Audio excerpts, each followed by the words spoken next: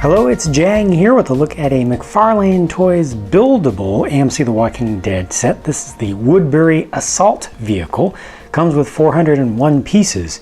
And at first glance, you may be wondering why this is on this channel. Well, this thing is brick built.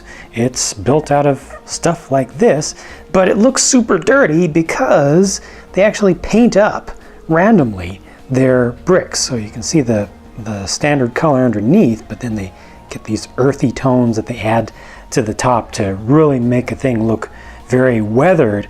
Plus they also have some very fine details that they add in, and they do use a lot of specialized pieces, like for instance these doors and the fenders and the struts for the mirrors on the sides. It's all specialized pieces for this specific build. You may not see those again. Specialized wheel, at least the outer half of the wheel. The wheels are actually done in halves there.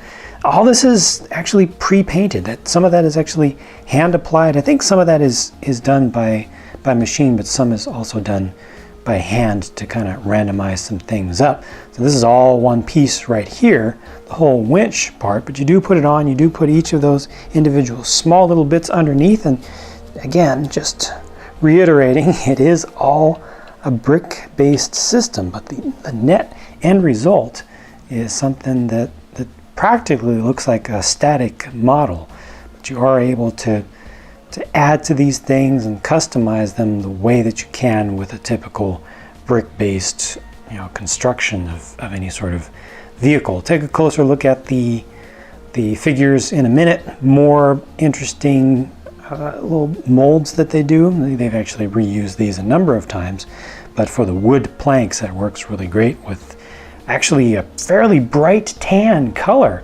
of piece, but then they put that brown, that really matte brown color over the top. And this has a tailgate that can be brought down. There you can see a little bit more of the familiar shaping. We've got the crane boom on the back of this. It's the classic deuce and a half, kind of timeless, probably a newer version, I think like an A3, but classic military 6-wheel drive workhorse truck. They've got a little bit of a winch there. This is not the greatest string that they use here because it's not very flexible. I mean, it's got some flex, but it's mostly good for posing. Like you get it just into one pose and then hold it there, but as you just try to pull this up, you see it kind of holds a wider radius there. Just not that big of a deal. This is a net that you can use for netting like the included zombie figure, the walker figure that's included there, and you kind of hook this around there. It's a little bit tough. It's a very large net. I think larger than it really needs to be for this, but you can definitely use it for setting up some traps, or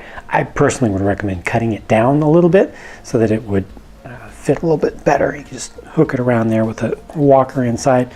More specialized kind of molds again with different basically like dirt molds. It's representing ground. They've used this on ground, these couple of different molds here, but in this case it's just trying to represent different different textures of various debris and stuff, and just age that's in there. You can see some of the exposed studs underneath. Got just a couple of areas, well, 3 in total, 1, 2, 3, where you can stand up some figures. They'll actually attach with the little adapters for standing them to allow them to stand there a little bit better. Sitting, they don't make a whole lot of sitting figures, but they do make a sitting version for one of the figures included in this set. The cabin cockpit area, you can't open these doors, I'm happy to say, and they even have a little bit of print on the inside of that. Can't go too far because you're going to run into the bar out here, but they have print or molding on the inside of there as well.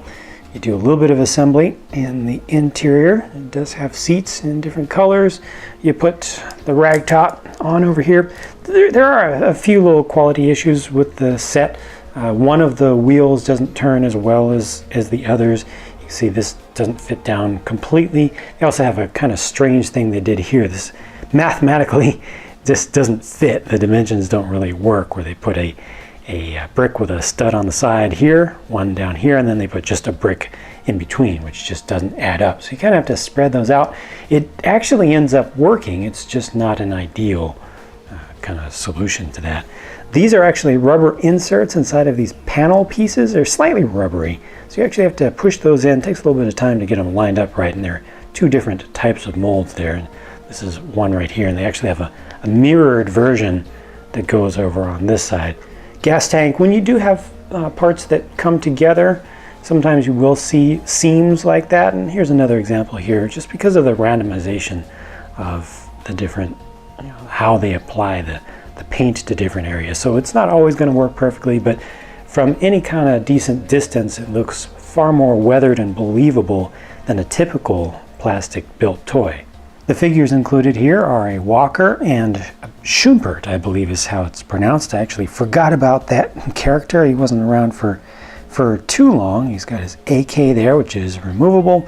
On these, the posability is extremely limited. These are really intended to look mostly like static models. You can kind of see where the seams are between the parts that you do put together, but you can raise and lower the arms. You can't bend them at the elbows. You can turn the heads a little bit, and you can adjust the legs ever so slightly.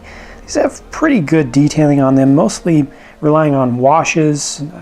There is a lot of hand painting involved here, but it's just done en masse, so you don't get too much really fine detail. For instance, in the face, they did get the facial hair pretty good, but they didn't do anything for the eyes. So the characters or the figures don't quite look as good as they do, I'd say, on the package. Also, the zombie is supposed to have a hole going through him, and didn't quite show up with the way that the paint is applied.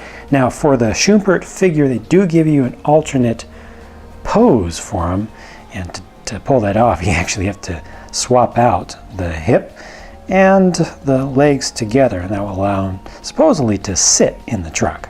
Unfortunately, even with the steering wheel temporarily removed, it's just an extraordinarily tight fit, an unreasonably tight fit to get the figure in there, mostly because of the space, basically the footwell down there is not quite large enough.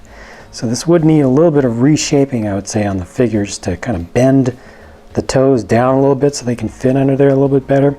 Then you should be able to get the figure to sit down, and once it sits down, then you'll be able to put the steering wheel back in. But just as it is, it really doesn't quite work. So it's a shame about that sitting mode set of legs in this set, but otherwise I am pretty satisfied with the figures in this series, because they are absolutely, anatomically correct. And because of the scale and the accurate scale and the small size, they have to be limited in articulation to keep them from breaking too easily. So I think that they made a compromise that is a calculated one to make these figures have a little bit of limitation to them overall, not making excuse for those sitting legs again, but just in general, in order to get that good amount of realism in there. The truck itself, I think, looks really good. And again, at first glance, maybe at second glance, you don't notice that it's built up from brick, interlocking brick pieces. It makes for a really nice kind of substitute for a static model where you don't have to paint anything yourself, and nothing has to be glued. It was a fairly satisfying building experience, only a couple of mildly frustrating moments, but I was able to get past them. And overall, I feel like they were pretty successful at what they were trying to do here. This is clearly aimed at the collector market, but bringing in a nice little familiar building experience, I think it works out pretty well in this case. So that's it for my look at this set. If you have any thoughts that you would like to share with myself and other viewers, please do leave a comment. I've got a lot more videos to bring you, so I'll be talking to you again very soon.